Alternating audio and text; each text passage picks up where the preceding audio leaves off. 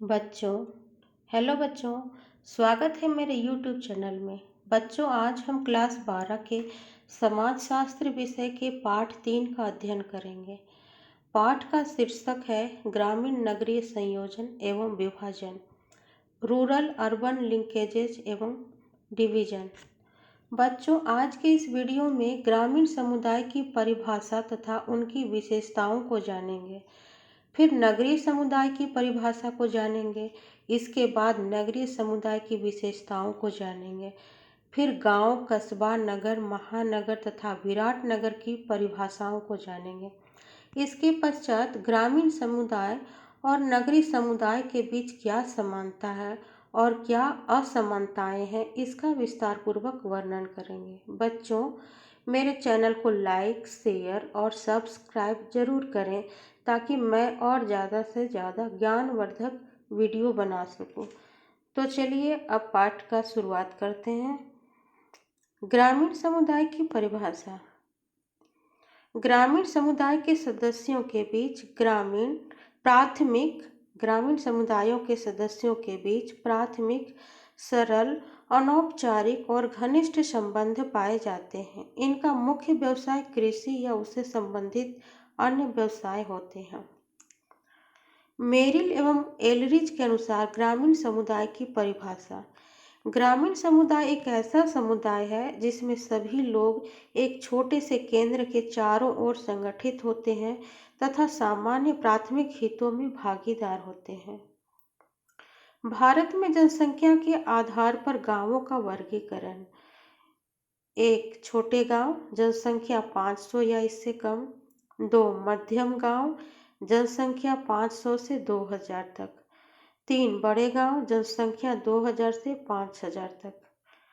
भारतीय ग्रामीण समुदाय की विशेषताएं। 1. मुख्य व्यवसाय कृषि। 2. धर्म और परंपराओं का अधिक महत्व। 3. प्रकृति से घनिष्ठता। 4. अशिक्षा, भाग्यवादिता और जीवन का निम्न स्तर। 5. जाति आधारित सामाजिक व्यवस्था। 6. समरूपता। 7. सामुदायिक भावना की प्रबलता। 8. जजमानी प्रथा। नगरीय समुदाय की परिभाषा। भारत की जनगणना 2011 के अनुसार नगरीय समुदाय की परिभाषा वह समुदाय जिसकी जनसंख्या 5000 से अधिक, जनघनत्व 400 व्यक्तियों से अधिक, जटिल श्रम विभाजन और विशेषीकरण, औपचारिक तथा द्वितीयक संबंधों की प्रधानता, कानून एवं अन्य संवैधानिक साधनों का प्रयोग तथा अधिकांश जनसंख्या गैर कृषि कार्यों में संलग्न हो, उसे नगरीय समुदाय कहते हैं। विलकॉक्स के अनुसार नगर की परिभाषा। नगरों के अंतर्गत हम उन समस्त क्षेत्रों को सम्मिलित कर सकते हैं जिनमें जनसंख्या का घनत्व प्रति वर्ग मील 1000 व्यक्तियों से अधिक हो, जहां कृषि कार्य से संबंध न हो। बर्गेल के अनुसार नगरीय समुदाय की परिभाषा। नगर का संबंध उस समुदाय से है जहां अधिकांश लोग कृषि कार्य के अतिरिक्त अन्य उद्योगों में व्यस्त हों। भारत में नगरीय समुदाय की विशेषताएं। 1. जनसंख्या की अधिकता। 2. सामाजिक और व्यावसायिक विविधता। 3. आर्थिक गतिविधियों का केंद्र। 4. द्वितीयक संबंधों की प्रधानता। 5. सामाजिक गतिशीलता। 6. व्यक्तिवादिता। 7. श्रम विभाजन और विशेषीकरण की प्रधानता। 8. शिक्षा, संस्कृति तथा राजनीतिक गतिविधियों के महत्वपूर्ण केंद्र। गांव की परिभाषा। वह क्षेत्र जिसकी जनसंख्या 5000 से कम, मुख्य व्यवसाय कृषि, स्थानीय शासन ग्राम पंचायत और न्याय पंचायत के अधीन हो, गांव कहलाते हैं। कस्बा या टाउन किसे कहते हैं? कस्बा गांव और नगर के मध्य की स्थिति है। वह क्षेत्र जिसकी जनसंख्या 5000 से अधिक, शासन नगर पालिका के अधीन, जनघनत्व 400 व्यक्ति प्रति किलोमीटर, कार्यरत जनसंख्या का 75% भाग गैर कृषि कार्य में संलग्न हो कस्बा कहलाते हैं। नगर या सिटी किसे कहते हैं? वह क्षेत्र जिसकी जनसंख्या 50,000 से अधिक हो, सुव्यवस्थित व्यापार क्षेत्र, उच्च स्तरीय प्रशासनिक व्यवस्था, आवागमन एवं संचार के साधनों का समुचित विकास हो, नगर कहलाते हैं। महानगर या मेट्रोपोलिस किसे कहते हैं? वह क्षेत्र जिसकी जनसंख्या 10 लाख से अधिक हो तथा 50 लाख से कम हो, महानगर कहलाते हैं। विराट नगर या मेगा सिटी किसे कहते हैं? वह क्षेत्र जिसकी जनसंख्या 50 लाख से अधिक हो, विराट नगर कहलाते हैं। ग्रामीण नगरीय संयोजन या समानता। गांव, ग्रामीण समुदाय और नगरीय समुदाय में क्या क्या समानताएं हैं? एक ही परिवार के कुछ सदस्य और नातेदार कुछ गांव में रहते हैं तो कुछ शहर में। इनका पारस्परिक आवागमन ग्रामीण नगरीय संयोजन को दर्शाता है। 2, धर्मनिरपेक्षवादी मूल्यों, श्रम विभाजन तथा विशेषीकरण की निरंतरता को ग्रामीण एवं नगरीय दोनों समुदायों में अनुभव की जा सकती है। 3, नगर गांव का ही एक विकसित रूप है।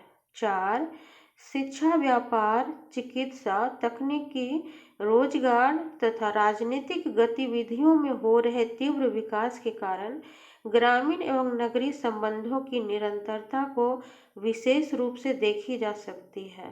5, औद्योगिक विकास के कारण अनेक उपनगरों का विकास हुआ है जिनमें ग्रामीण नगरीय विशेषताओं का मिश्रित रूप देखा जा सकता है। ग्रामीण नगरीय विभाजन या अंतर। अब हम ये देखेंगे ग्रामीण समुदाय और नगरीय समुदाय में क्या क्या असमानताएं हैं। 1, सामाजिक स्तरीकरण। आज भी ग्रामीण समाज की संरचना का प्रमुख आधार जाति व्यवस्था है, जबकि नगरों में सामाजिक स्थिति के निर्धारण में व्यक्ति की योग्यता, कुशलता और आर्थिक उपलब्धियों का अधिक महत्व है। 2, सामाजिक संरचना का स्वरूप। ग्रामीण समाज में आज भी धर्म, जाति, नातेदारी, प्रथाओं एवं परंपराओं को अधिक महत्व प्रदान किया जाता है, जिससे कि उनमें आपस में प्राथमिक संबंध पाए जाते हैं। नगरीय समुदायों में आर्थिक संबंधों को अधिक महत्व प्रदान किया जाता है, जिसके कारण उनमें द्वितीयक संबंधों की प्रधानता होती है। 3, महिलाओं की सामाजिक आर्थिक स्थिति। आज भी ग्रामीण समुदायों में महिलाओं की सामाजिक आर्थिक दशा में कुछ विशेष परिवर्तन नहीं आया है, जबकि इसके विपरीत नगरीय समाजों में महिलाओं की सामाजिक आर्थिक स्थिति काफी सुदृढ़ हुई है। 4, सामाजिक मनोवृत्तियाँ। ग्रामीण समुदायों में धर्म, नैतिकता, भाग्यवादिता, सामूहिकता, अंधविश्वास, रूढ़ियों, प्रथाओं तथा परंपराओं का अधिक महत्व होता है। इसके विपरीत नगरीय समुदायों में कृत्रिमता, तार्किकता और बौद्धिकता जैसे गुणों का अधिक प्रभाव होता है। 5, व्यवसाय के प्रकार। ग्रामीण समुदाय के लोग मुख्यतः कृषि पर निर्भर रहते हैं, जबकि नगरीय समुदाय में व्यावसायिक विविधता पाई जाती है। 6, सामाजिक नियंत्रण के साधन। ग्रामीण समुदायों में प्रायः अनौपचारिक साधनों का प्रयोग किया जाता है, जैसे धर्म, विश्वास, प्रथाएं, परंपराएं। नगरीय समुदायों में औपचारिक साधनों जैसे सरकार, पुलिस, कानून, दंड, जुर्माना इत्यादि साधनों का प्रयोग किया जाता है। 7, विवाह एवं परिवार।